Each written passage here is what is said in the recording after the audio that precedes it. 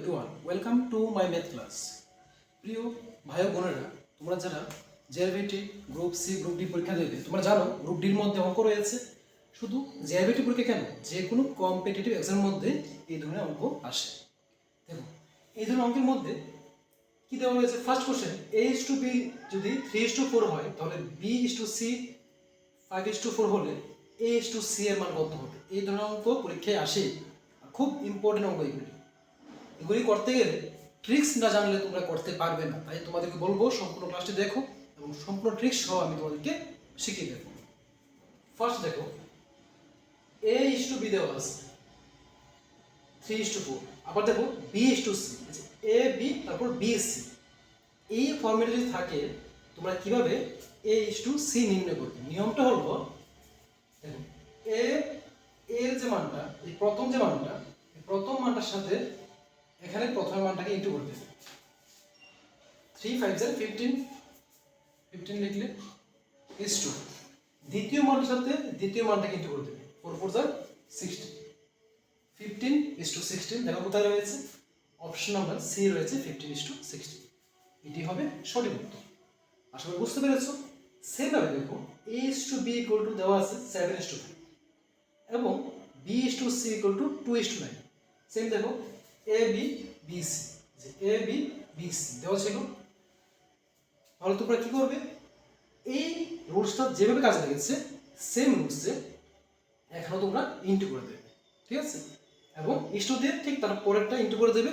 ফলে তোমরা এই তিনটা অপশনের মধ্যে একটা সঠিক উত্তর পেয়ে যাবে। বলছি ফর্মুলাটা হলো এরকম, যে এর সাথে এই বি কে ইনটু করলে আর এই বি এর সাথে এই সি কে ইনটু করেছো। মনে রাখবে এই ফরম্যাটটা, আনসার পেয়ে যাবে। তাহলে এটার উত্তর কি হবে তোমরা কমেন্টে আমাকে জানাবে। নেক্সট নাম্বার 3, a:b যদি 3:4 হয়, b:c যদি 5:6 হয় এবং c:d যদি 7:8 হয়, তাহলে a:d এর মান কত হবে? দেখো এখানে তিনটা ইস্যু দেওয়া আছে, a b b c c d। ফরম্যাটটা লক্ষ্য করবা ভালো করে, a b b c এবং c d, এই হলো ফরম্যাট। এটা কিভাবে করবে? একটাও সেম রুলস।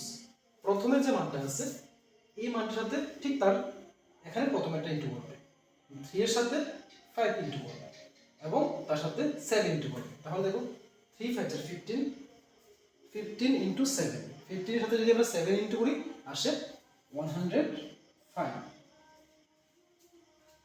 তারপর দেখো যে সেকেন্ড যে নাম্বারটা আছে 4, 4 এর সাথে এখানকার 6, 4 ইনটু 6 আসে 24, 24 সাথে লাস্ট এই যেটা 8, 8 কে ইনটু করে দেবে।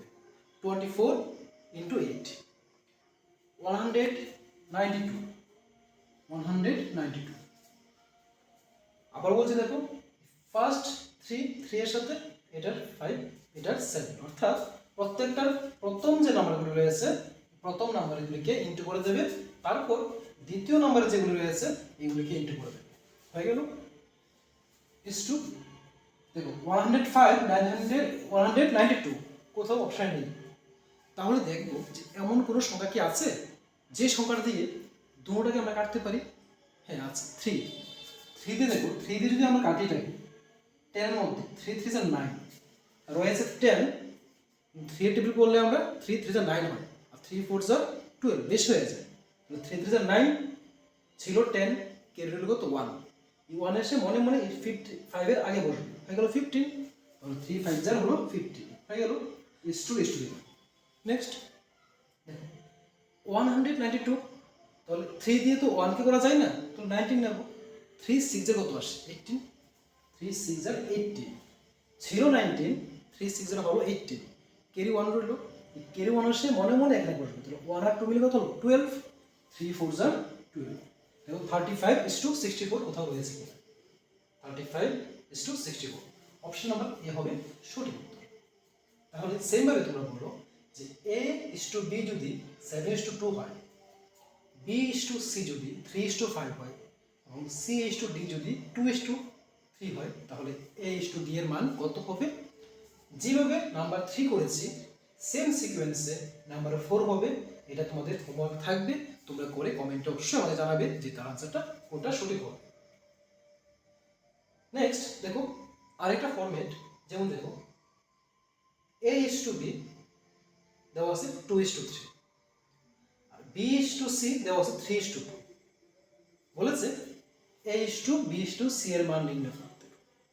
এখানে দেখো এই দুটোর মধ্যে শুধু AC মানে প্রথমেরটা আর লাস্টটা বের করতে বলেছিল। দেখো এই যে AC বের করতে বলেছিল, এখানে AD বের করতে বলেছিল, কিন্তু এখানে বলেছে তিনটার রেশিও বের করতে হবে। A:B যদি 2:3 হয়, B:C যদি 3:2 হয়, তাহলে A:B:C এর মান কত হবে? কিভাবে করবে? খুব ইজি। ফার্স্ট কি করবে, ফার্স্ট এই যে আগের মতোই প্রথমে যে নাম্বারটা আছে এই নাম্বারটি দিয়ে প্রথম নাম্বারটাকে ইনটু করবে। 3 2 6 is 2। তো এটা হয়ে গেল। নেক্সট হবে কি, পরের নাম্বারটা দিয়ে আবারও এটাকে ইনটু করবে। 3 3 9 is 2। তারপরে এই নাম্বারটা দিয়ে আবার এটাকে করবে 3 2 6, আসলো 6:9:6, 6:9:6। অপশন নাম্বার বি হবে সঠিক উত্তর। ভালো করে লক্ষ্য করো, আবার বলছি A:B দেওয়া আছে, B:C দেওয়া আছে, বলেছে A:B:C এর মান নির্ণয় করতে। কিভাবে করবে? এই প্রথম মানটা দিয়ে এই মানটাকে ইনটু করবে। ক্লিয়ার? এই প্রথম মানটা দিয়ে এটাকে ইনটু করবে, তারপর কি করবে, এই দ্বিতীয় মানটা দিয়ে এই দুটোটাকে ইনটু করবে। 3 3 9, 3 2 6 হয়ে গেল। তাহলে সেম সিকোয়েন্সে যদি A:B 2:3 হয় এবং B:C 5:7 হয়, তাহলে A:B:C এর মান কত হবে? তিনটা অপশনের মধ্যে একটা সঠিক উত্তর রয়েছে। তাহলে এই তিনটা অপশনের মধ্যে কোনটা সঠিক উত্তর হবে তোমরা কমেন্ট আনসারটা বলো। সবাইকে অসংখ্য ধন্যবাদ সম্পূর্ণ ক্লাসটি দেখার জন্য। দেখা হবে পরবর্তী ক্লাসে।